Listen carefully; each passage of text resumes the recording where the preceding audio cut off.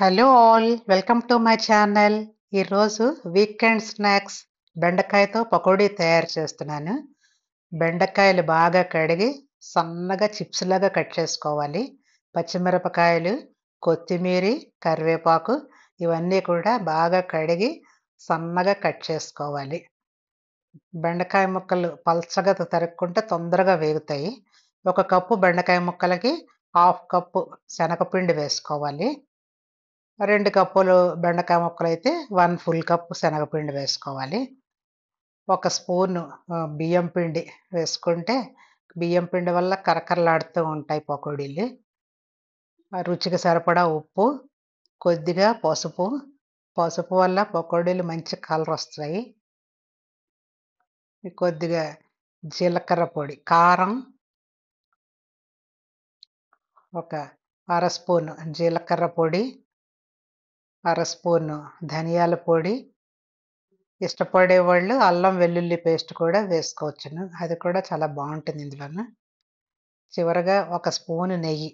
నెయ్యి వేసుకుంటే మొత్తం పకోడీలన్నీ కూడా నెయ్యిలో వేసినట్టుగా ఫ్లేవర్‌తో వస్తుంది. చాలా బావుంటాయి.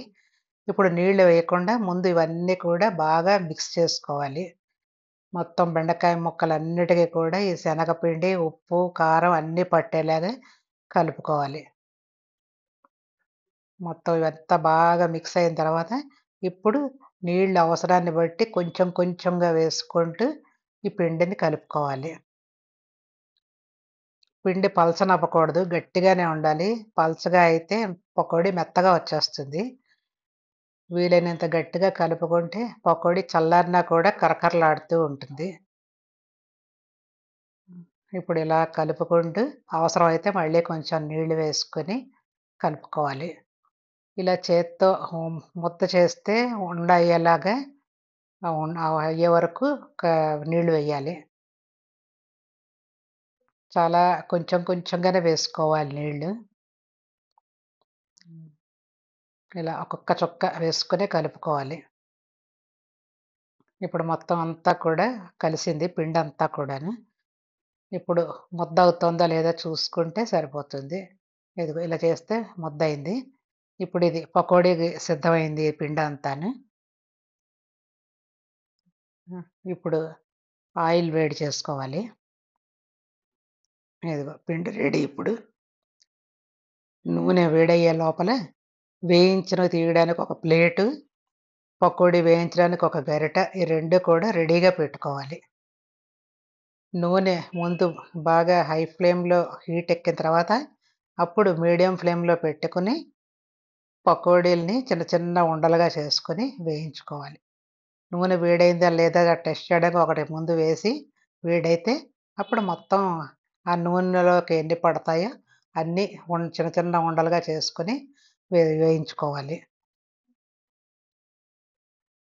నూనెలో వేసేటప్పుడు మరీ హైట్ నుంచి వేయకుండా కొంచెం కింద నుంచి వేస్తే ఆహ్, నూనె మీదకి తొలకుండా ఉంటుంది.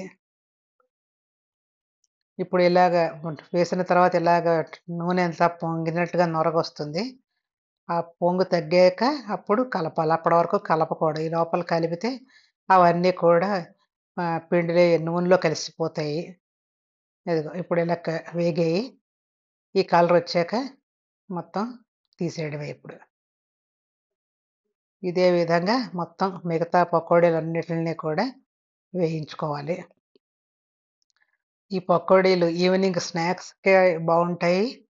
అలాగే పప్పుచారు కానీ, టొమాటో రసం కానీ పెట్టుకుంటే అందులో నంచుకోవడానికి కూడా చాలా రుచిగా ఉంటాయివి. ఇప్పుడు ఎక్కడ ఆయిల్ లేకుండా ఇలా గరిటెతోటి ఇలా మొత్తం తీసేయాలి ఇవన్నీని. బియ్యం పిండి వేయడం వల్ల ఆయిల్ పీల్చదసలు. ఇదే విధంగా మిగతావి కూడా నూనెలో వేయించుకోవాలి.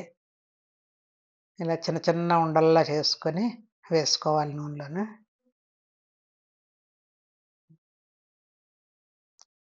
Thank you for watching.